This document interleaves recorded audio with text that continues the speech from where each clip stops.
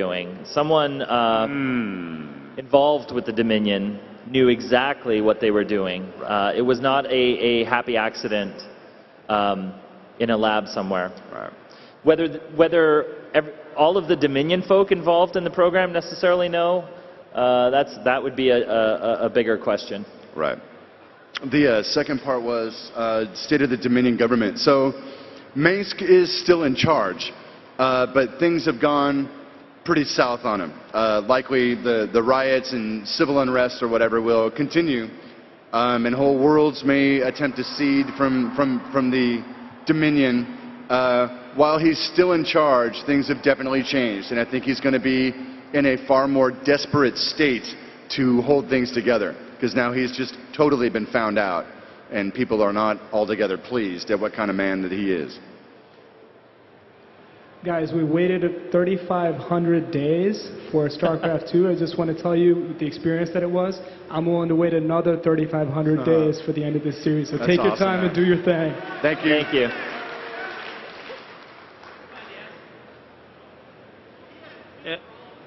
Yeah, hey. That news guy, what's his name? Donnie Vermillion in the campaign? Stay classy, Blizzcon. Yeah. I was wondering, you know, in Heart of the Swarm, can you have the guy shot?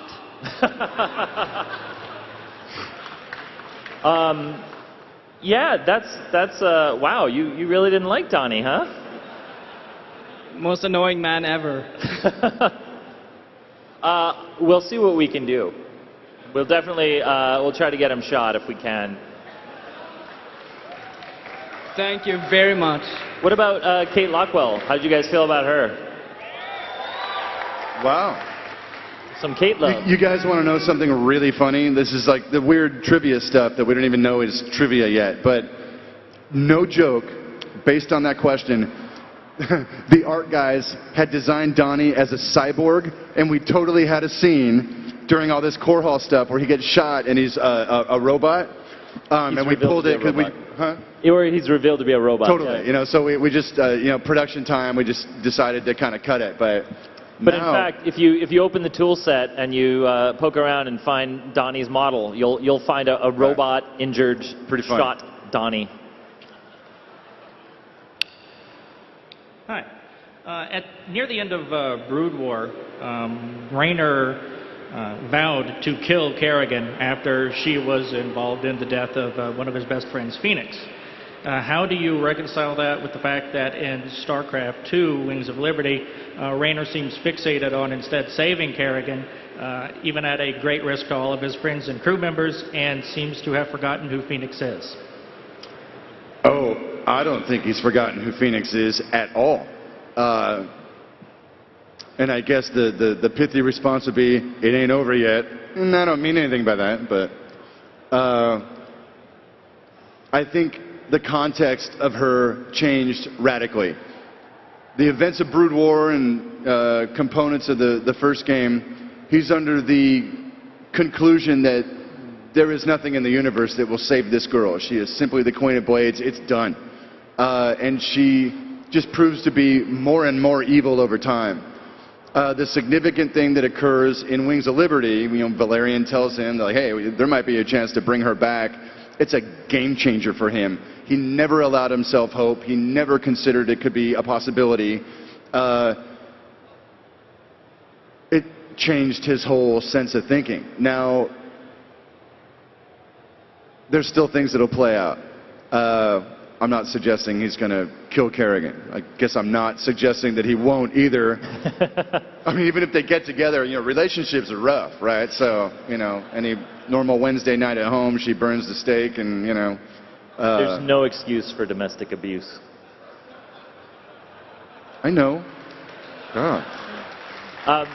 Yeah, and I would add to that that I think the key thing about that moment where Raynor turns left instead of right is that you know, there was a big question, I think, that a lot of people in the Caprillo sector would have had, which is so the Queen of Blades, is she like a completely different person, or is that just a really pissed off Sarah Kerrigan with a lot of power and tentacles, you know?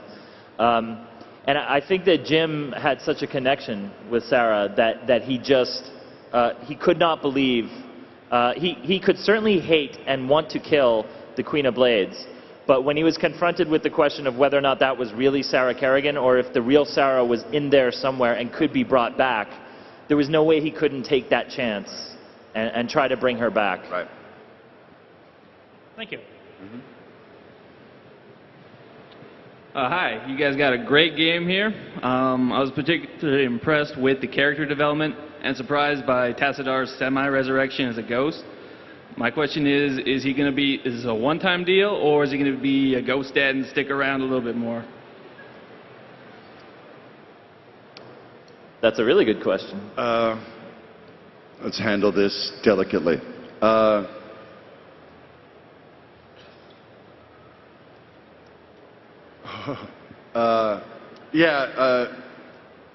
we can't remotely begin to speak about things about the Protoss campaign down the line.